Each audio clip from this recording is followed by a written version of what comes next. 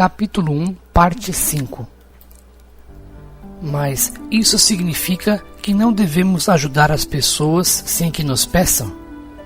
Certamente que não, ou nunca poderíamos ajudar as crianças famintas da Índia, o povo sofrido da África ou os pobres e oprimidos de todos os lugares.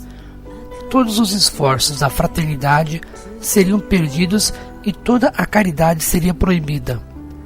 Devemos esperar que uma pessoa grite de desespero ou que o povo de uma nação implore por ajuda para que possamos fazer o que é obviamente certo? Você vê? A resposta está na própria pergunta. Se uma coisa é obviamente certa, faça. Mas lembre-se de que é preciso muito rigor no julgamento, no que diz respeito ao que se chama de certo ou errado. Uma coisa só é certa ou errada porque você diz que é. Não é certa ou errada intrinsecamente. Não? O certo ou errado não é uma condição intrínseca, é um julgamento subjetivo em um sistema pessoal de valores. Através de seus julgamentos subjetivos, você cria o seu eu. Através de seus valores pessoais, determina e demonstra quem é. O mundo existe exatamente como é para que você possa fazer esses julgamentos. Se existisse em perfeitas condições, seu processo vital de criação do eu terminaria. A carreira de um advogado terminaria amanhã se não existisse mais litígios. Correria o mesmo com a carreira de um médico se não existissem mais doenças. A carreira de um filósofo também terminaria se não existissem mais dúvidas. E a carreira de Deus terminaria amanhã se não existissem mais problemas.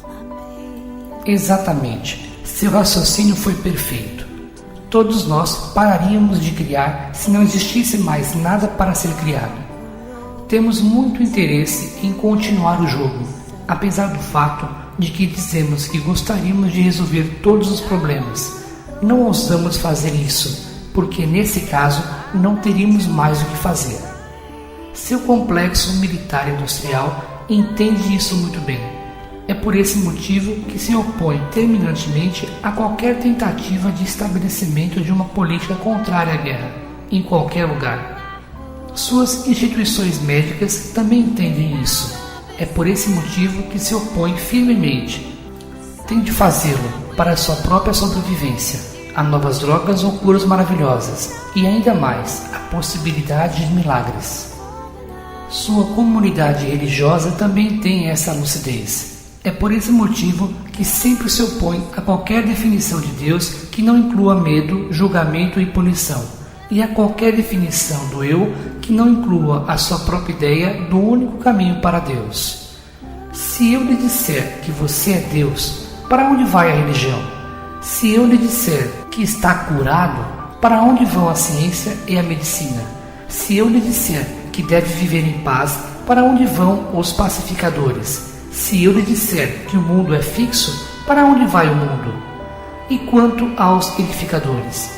O mundo é cheio de dois tipos de pessoas: as que lhe dão as coisas que você quer e as que as reparam. Em certo sentido, até mesmo as que apenas lhe dão as coisas que você quer, os açougueiros, os padeiros, os fabricantes de castiçais, também são edificadoras. Porque desejar alguma coisa frequentemente é precisar dela. É por isso que é dito que os viciados precisam de uma dose. Portanto, tome cuidado para que o desejo não se transforme em vício. Está dizendo que o mundo sempre terá problemas? Que realmente quer que seja assim? Estou dizendo que o mundo existe do jeito que é. Como um floco de neve existe do jeito que é, propositalmente. Vocês o criaram assim, como criaram as suas vidas exatamente como são. Eu quero o que vocês querem. Quando realmente quiserem acabar com a fome, não haverá mais fome. Eu lhes dei todos os recursos para isso. Todos vocês têm os meios para fazerem essa escolha, mas não a fizeram. O mundo poderia acabar com a sua fome amanhã. Vocês escolhem não fazer isso. Vocês dizem que há bons motivos para 40 mil pessoas morrerem de fome a cada dia. Não há. Contudo, em uma época em que dizem que não podem fazer coisa alguma para evitar essas mortes, trazem ao mundo 50.000 novas vidas a cada dia e denominam isso de amor, de plano de Deus. Esse é um plano totalmente ilógico, irracional e impiedoso. Eu estou mostrando em termos claros que o mundo se encontra nas condições atuais porque vocês escolheram que fosse assim. Estão destruindo sistematicamente o seu meio ambiente e depois dizem que os desastres naturais são uma peça cruel que Deus pregou, ou obra de uma natureza cruel. Vocês é que pregaram a peça em si mesmos e que são cruéis. Nada é mais gentil do que a natureza, e nada tem sido mais cruel com a natureza do que o homem. Porém, vocês negam qualquer envolvimento e responsabilidade nisso. Dizem que não é sua culpa, e nesse ponto estão certos. Não é uma questão de culpa, mas de escolha. Vocês podem escolher acabar com a destruição de suas florestas tropicais amanhã, parar de destruir a camada protetora de ozônio que flutua sobre o seu planeta, por fim ao ataque ao seu complexo ecossistema. Podem tentar juntar as partes do floco de neve, ou pelo menos evitar que derreta. Mas farão isso? De igual modo, podem acabar com todas as guerras amanhã, simples e facilmente. Tudo o que é preciso e que sempre foi é que todos concordem com isso. Mas, se vocês não conseguem concordar com algo tão basicamente simples como parar de se matarem, como podem implorar ao céu com as mãos erguidas para que as suas vidas sejam colocadas em ordem? Eu não farei nada por vocês que não farão por si mesmos. Esta é a lei e é o que dizem os profetas. O mundo está nas condições atuais por causa de vocês e das escolhas que fizeram ou deixaram de fazer. Não decidir é decidir. A terra está como está por causa de vocês e das escolhas que fizeram ou deixaram de fazer. Suas próprias vidas estão como estão por causa de vocês e das escolhas que fizeram ou deixaram de fazer. Mas eu não escolhi ser atropelado por aquele caminhão. Não escolhi ser roubado por aquele ladrão ou estuprado por aquele maníaco. Há pessoas no mundo que poderiam dizer isso. Todos vocês produziram as condições que criam no ladrão o desejo ou a necessidade de roubar. Todos vocês criaram a consciência que torna o estupro possível. É quando vem em si mesmos o que causou o crime que finalmente começam a corrigir a condição que lhe deu origem. Alimentem os famintos, deem dignidade aos pobres e oportunidades aos menos afortunados. Ponham fim aos preconceitos que fazem as pessoas ficarem confusas e raivosas, com poucas perspectivas de um futuro melhor. Deixem de lado os seus tabus absurdos e as restrições que dizem respeito à energia sexual. Em vez disso, ajude as outras pessoas a compreenderem o seu milagre e a canalizá-la corretamente. Façam essas coisas e terão dado um grande passo na direção do fim do roubo e do estupro. Quanto ao chamado acidente, o caminhão na curva, o tijolo que cai do alto, aprendam a vê-lo como uma pequena parte de um mosaico maior. Vocês foram para a Terra para elaborar um plano individual para a sua própria salvação. No entanto, salvar-se não significa livrar-se das armadilhas do demônio. Não existe demônio e nem inferno. Vocês estão se salvando do descuido da não realização. Essa batalha não pode ser perdida. Vocês não podem falhar. Portanto, não se trata de uma batalha, é apenas um processo. Mas se não souberem disso, acharão que é uma luta constante. Podem até mesmo acreditar na luta durante o tempo suficiente para criar toda uma religião em torno dela. Esta religião lhes ensinará que a luta é o objetivo de tudo, o que é um falso ensinamento. Não é lutando que o processo continua, é rendendo-se que a vitória é assegurada. Os acidentes acontecem porque acontecem. Certos elementos do processo da vida se juntam de um determinado modo, em um dado momento e com resultados estipulados, que vocês chamam de desastrosos, por seus motivos particulares. Contudo, podem não ser desastrosos, dada a determinação da sua alma. Eu lhes digo, não existe coincidência e nada acontece por acaso. Vocês atraem para si todos os eventos para poderem criar e experimentar quem realmente são. Todos os verdadeiros mestres sabem disso. Este é o motivo pelo qual ficam imperturbáveis diante das piores experiências da vida. Como vocês as definiriam? Os grandes mestres de sua religião cristã entendem isso. Sabem que Jesus não ficou perturbado com a crucificação, mas a esperou. Ele poderia tê-la evitado, mas não a evitou. Poderia ter interrompido o processo em qualquer ponto. Tinha tal poder, porém não fez isso. Permitiu-se ser crucificado para ser a salvação eterna do homem. Vejam, disse ele, o que posso fazer. Vejam o que é verdade e saibam que também farão essas coisas e muitas outras.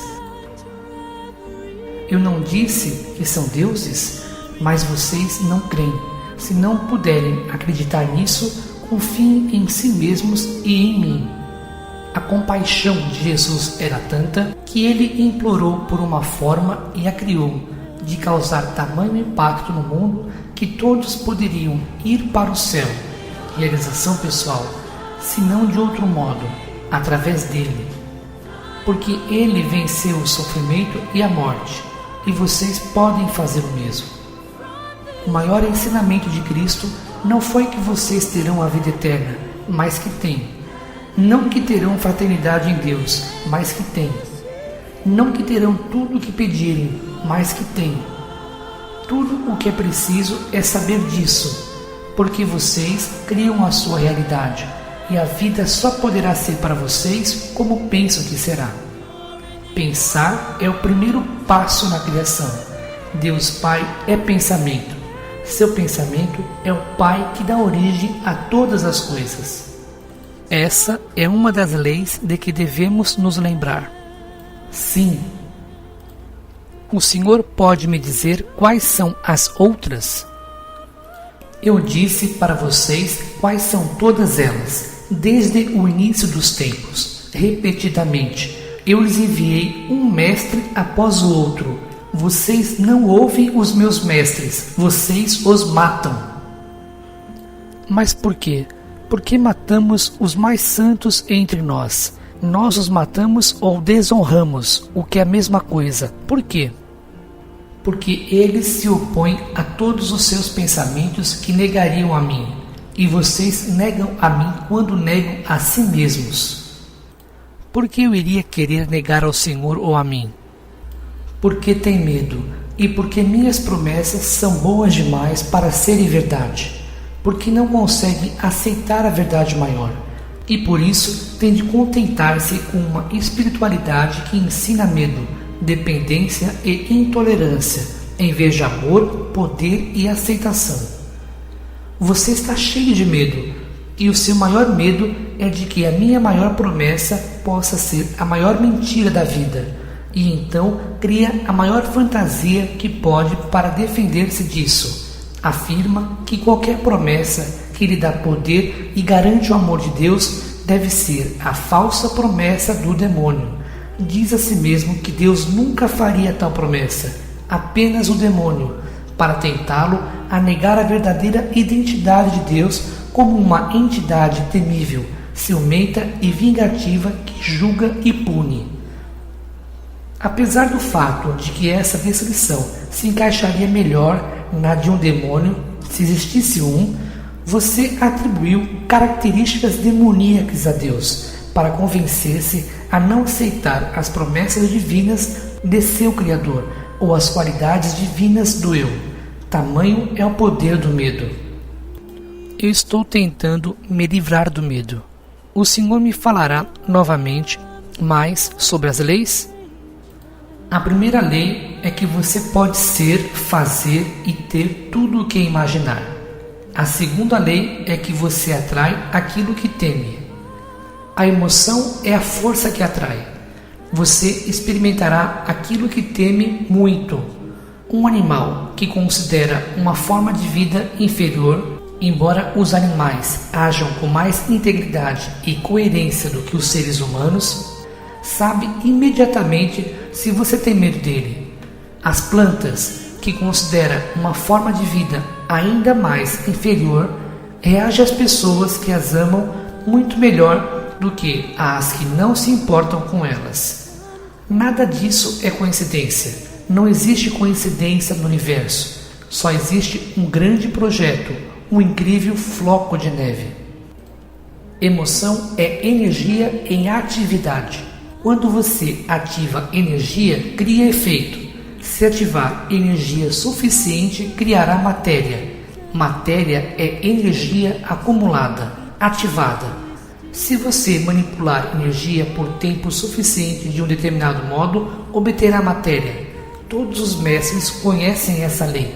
É a alquimia do universo, o segredo de toda a vida.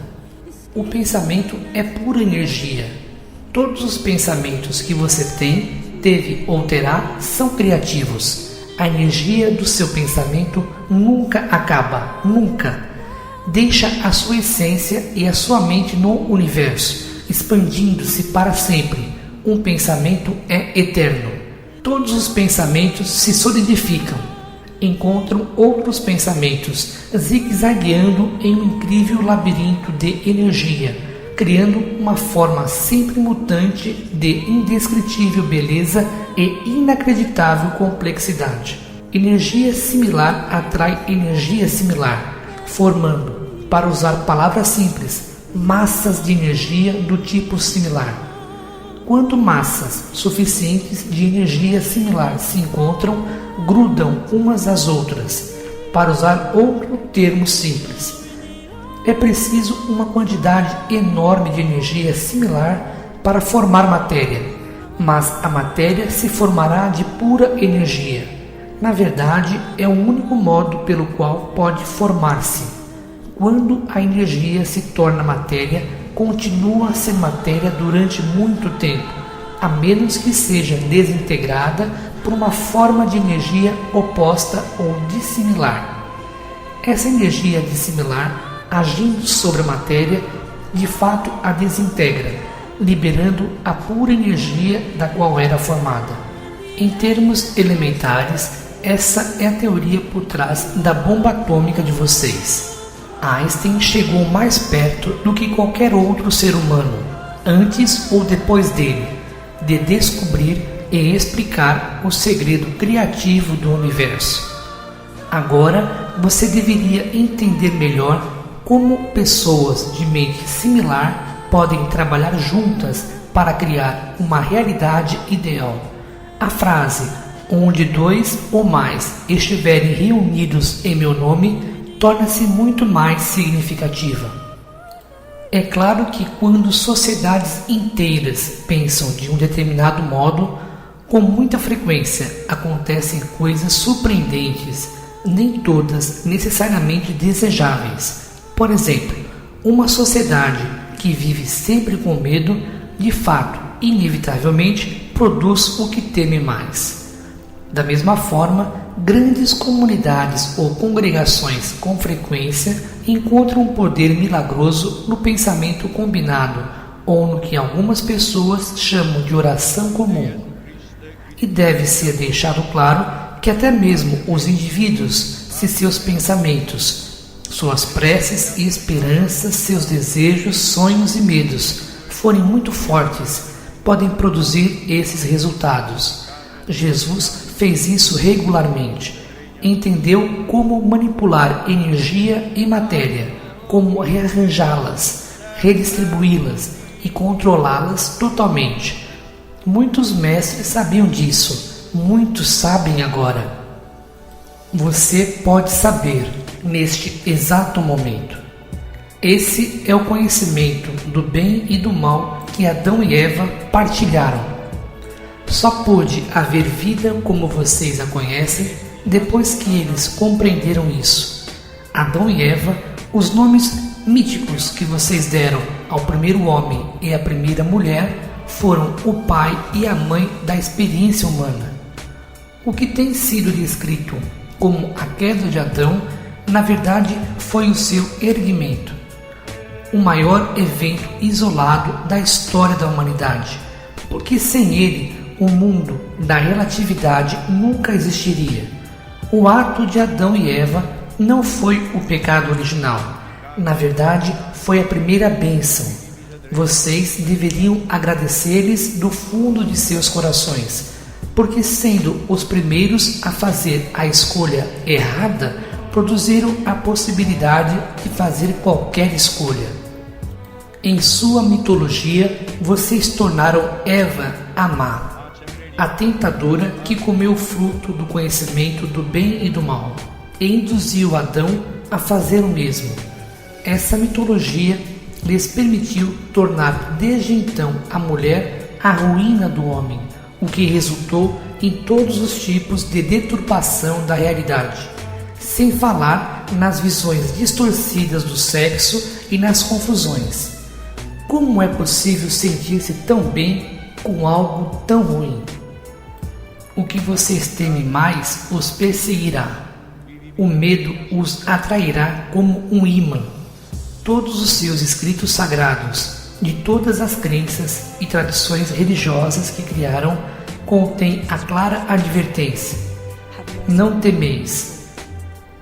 Acham que isso é por acaso? As leis são muito simples. 1. O pensamento é criativo. 2. O medo atrai como energia. 3. O amor é tudo que existe. Agora o Senhor me deixou confuso. Como o amor pode ser tudo o que existe se o medo atrai como energia? O amor é a realidade máxima, a única, tudo. O sentimento do amor é a sua experiência de Deus. Na verdade, maior. O amor é tudo o que existe, existiu e existirá. Quando vocês forem para a esfera do absoluto, irão para a esfera do amor. A esfera do relativo foi criada para que eu pudesse experimentar o meu eu. Isso já foi explicado e não torna a esfera do relativo real. Ela é uma realidade criada que eu e vocês projetamos para podermos nos conhecer experimentalmente. Entretanto, a criação pode parecer muito real. O objetivo é parecer tão real que nós a aceitamos como verdadeira. Assim, eu pude criar algo mais além de mim mesmo. Embora em termos exatos isso seja impossível, porque Deus é. Eu sou tudo que é. Ao criar algo mais, a esfera do relativo, eu produzi um ambiente em que vocês podem escolher ser Deus, em vez de simplesmente lhes dizerem que são Deus. Experimentar a divindade como um ato de criação, em vez de como um conceito, em que a pequena vela sob o sol, a pequena alma, pode conhecer-se como a luz. O medo é o outro extremo do amor, é a polaridade primária. Ao criar a esfera do relativo, eu criei primeiro o oposto de mim mesmo. Agora, na esfera em que vocês vivem no plano físico, apenas 2 pontos de existência, o medo e o amor. Os pensamentos baseados no medo produzirão um tipo de manifestação no plano físico, e os baseados no amor produzirão outro. Os mestres que viveram em seu planeta descobriram o segredo do mundo relativo e se recusaram a reconhecer a sua realidade. Em resumo, os mestres são aqueles que escolheram apenas o amor, em todas as situações, em todos os momentos. Mesmo quando estavam sendo mortos, amavam seus assassinos. Mesmo quando estavam sendo perseguidos, amavam seus opressores. É muito difícil para vocês entenderem isso, mais ainda imitar. Mas é o que todos os mestres sempre fizeram. Não importa qual seja a filosofia, a tradição ou a religião, é o que todos os mestres sempre fizeram. Esse exemplo e essa lição foram apresentados muito claramente para vocês inúmeras vezes, através dos tempos e em todos os lugares, durante as suas vidas inteiras, em todos os momentos. O universo usou de todos os meios para mostrar-lhes essa verdade, em canções e histórias, em poesia e dança, em palavras e movimentos, em figuras móveis que vocês chamam de filmes, em conjuntos de palavras que chamam de livros. Essa verdade foi proclamada da montanha mais alta, e seu sussurro foi ouvido no lugar mais baixo. Ecoou nos corredores de toda a experiência humana. O amor é a resposta, mas vocês não ouviram. Agora, neste audiolivro, você me pergunta novamente o que eu já lhe disse inúmeras vezes, de inúmeros modos. Porém, eu lhe direi de novo, aqui, neste audiolivro. Ouvirá agora? Realmente ouvirá? O que você acha que o trouxe a este audiolivro? Por que o está ouvindo? Acha que eu não sei o que estou fazendo? Não existem coincidências no universo. Eu ouvi o lamento do seu coração, vi a busca da sua alma, sei o quanto você tem desejado a verdade. Na alegria e na tristeza clamou por ela. Constantemente fez súplicas a mim. Revele seus motivos para mim. Este é o meu trabalho. Realizo-o em termos tão claros que você não pode deixar de entender. Em uma linguagem tão simples que não pode ficar confuso. Em um vocabulário tão comum que não pode perder-se no palavreado. Então, vá em frente. Pergunte-me tudo. Tudo. Eu encontrarei um modo de responder-lhe. Usarei todo o universo para isso. Portanto, fique alerta. Este audiolivro está longe de ser o meu único instrumento. Você pode fazer uma pergunta e depois colocá-lo de lado. Mas observe, esteja atento. A letra da próxima canção que ouvir. As informações no próximo artigo que ler. O roteiro do próximo filme que assistir. As palavras da próxima pessoa que encontrar. O murmúrio do próximo rio, do oceano ou da brisa que acariciar os seus ouvidos. Todos esses instrumentos são meus, todos esses caminhos estão abertos para mim. Eu lhe falarei e você me ouvirá. Eu o procurarei e você me chamará. Então eu lhe mostrarei que sempre estive presente, sempre.